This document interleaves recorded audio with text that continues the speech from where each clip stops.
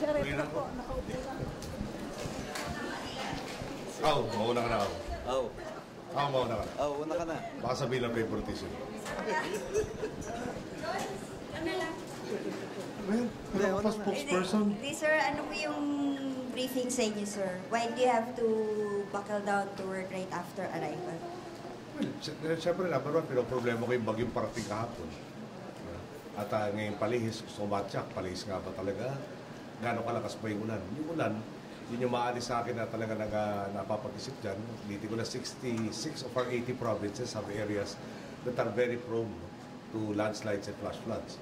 Ano naman po niyo, inikot natin yung Bicol, yung Caraga, yung nagpunta kami ng Butuan, at saka yung Southern Leyte.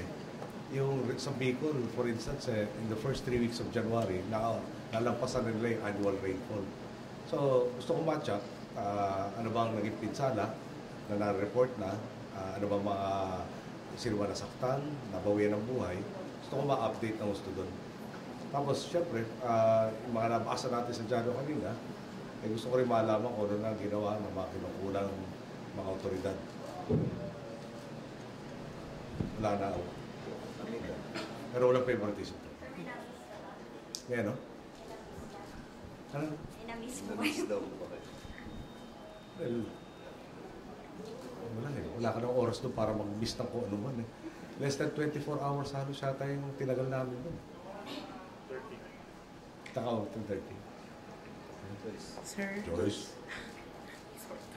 Sort of ko, Joyce. May kaya kami dito. Sir, have you received a copy of the report of the DOJ and what action will you take?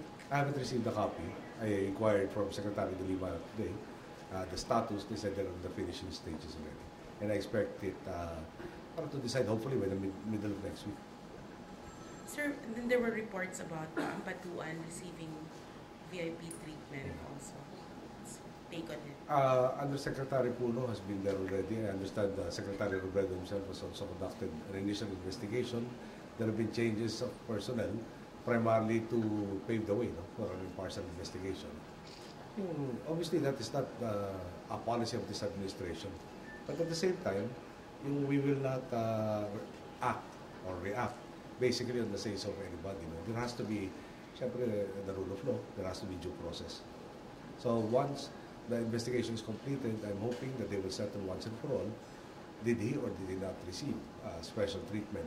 Secretary Robredo has been on the ball about this issue for several months already. He has conducted numerous surprise visits just to unearth the truth or the falsity of the reported special treatment accorded to one of the detainees. Joanna? Hello, sir.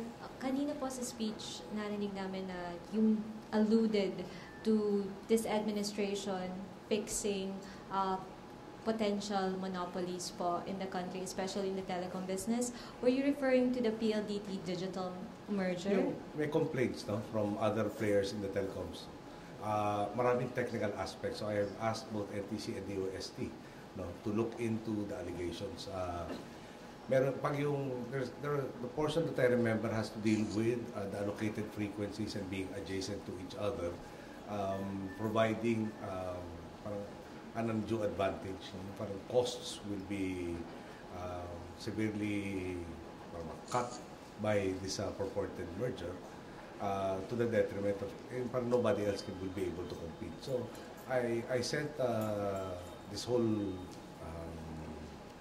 briefings about half an inch thick, detailing their complaints, their observations, and the potential hazards. And I'm waiting for the OST and NTC to come up with their findings as to whether or not this will limit competition. And if it does limit competition, if you have a near monopoly, I was in school when I was first taught that monopoly is inherently inefficient. At the end of the day, what will benefit most Filipinos should be the policy of this administration. Should be and will be. So, sir, this wasn't a final judgment pala on your part. This was really an assessment of what you've done so far. Pero wala pong deadline po, sir, para sa NTC? Mahirap naman ako magmarunong doon sa hindi ko naman expertise. Does it really afford them an undue advantage? Pinangako natin level playing field. And if that is the case, it results in just one entity, then we're back to the problem of our telecommunications before, where it was so difficult to get even lines. So yung competition, whether it's in the telcos, it's in oil, and others, it should redound to the benefit for people. That's what we're trying to do. Last question. Hi, Sir Amita. What made you finally decide to appoint Secretary Robredo and Secretary Paje sa in permanent capacity? In Secretary Paez's case, I've already talked to Nery Acosta, who is the acknowledged environmentalist, ecologist of our party. And I explained to him the thought processes involved in getting him an assignment. And I said, let's face it, there are political realities. You will also have to learn the bureaucracy. Then you might not have the luxury of time. While you're fending off your political opponents, while you're learning the bureaucracy, how will DNR be able to do what it's supposed to do? So I'm giving a different portfolio that will address, will not expose him to unnecessary distractions, so that he does indeed provide that assistance to this administration in terms of both the environment and ecology. Kaya Secretary Robredo, madali lang na konti, but talaga naman doon ang patuho yun. So, I think there might be still, in different departments reshuffling, giving different assignments, but I still have to talk to the people involved. There's one in particular in mind that I would like. I'll give him an assessment of how I think he's been performing. And if there's no, obviously, I think there's certain issues that are wanting. If there's no clear-cut plan as to how to change that situation, then I will be giving him another assignment. I'm not at liberty at this time to tell you the name. Siguro, maganda naman na sinamahan ako dito. Kausapin ko naman muna sa bago niya marinig sa inyo. Okay po? Commission on Bilateral Relations, who will be part of that po? Who will be the members from our side? Well, i-constitute yung panel, but DFA will be in the lead. Kasi yung mga diniscuss doon, napakaraming paakay. Meron ka sa trade, meron ka doon sa combating human drug trafficking, nandun yung sharing sa best practices sa disaster risk reduction. Mamili ka na halos ng lahat ng topics na pwede pagkaunayan natin dito. Ito yung grupo na maggagawa ng mga detalye. Paano ba yung operationalize? Yung pinagkasunduan na pagtutulungan. So, hindi ko pwede sabihin sa yung, di ba, isang departamento na hindi. There will be very many agencies to include yung pati peace advisor will also be part of it. Alam mo, meron silang issue meron silang budding problem in the south of Thailand. There's a Muslim problem. Sabi na, can they share with us our experiences and find out our errors, best practices to help them while it's still a nascent issue with them. I informed them that we are expecting a resolution of the same, and we are, siyempre, prepared as a good neighbor to assist them in whatever way we can to address their concerns. And at the same time, sila naman ready to assist us with regards to our concerns. So, ang daming details of all of this, how to operationalize everything. So there will be this commission para a series of consultations to put in the details. Sir, you mentioned in your speech the problems being countered by investors na merong parang na-hamper sa kanila. Pero although it is minor, could you mention exactly what were the problems that they specifically told you? Yung katulad ng isa, one issue is yung cost of power. So sa cost of power, tatayo sila ng sarili ng generating plant, but they have two plants situated in different provinces. So, di ba yung idea ng wholesale spot market sa wholesale electricity spot market or WESEL is yung nagkakaroon ng maraming sources of electricity, tapos pwede ka mamili. So they were saying, is it possible that we sell our excess?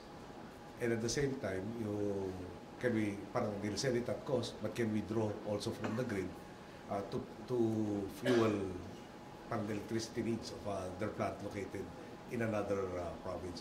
Ang sinasabi lang doon, magastos kung gagawa kami ng multiple electrical plants to satisfy our needs. Pero kung isa na malaki, makukuha na economies of scale na ilang pinaka-efficient.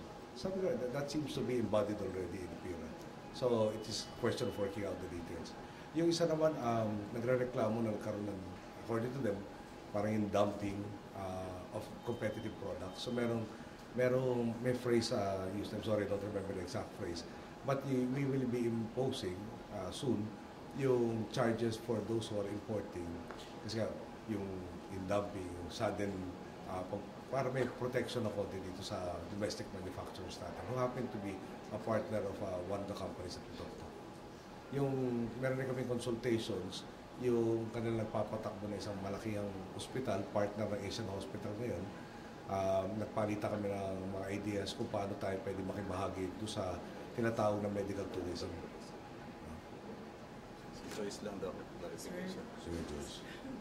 Sir, just so we don't quote you out of context, yung kay Secretary Robredo, so you're appointing him in permanent capacity, but he might be transferred to No. material I was talking source. about a different Different cabinet member. cabinet member. Siyempre, I will not appoint him if I have reservations with his performance. Okay, I will be sending the recommendation to the Commission of Appointments. The Commission of Appointments, taking cognizance of their own processes, will decide on whether or not to confirm. But I hope that they will be confirming all of my secretaries on my appointees. Okay. Thank you, Mr. President. Wala Salamat na. po. Wala na po.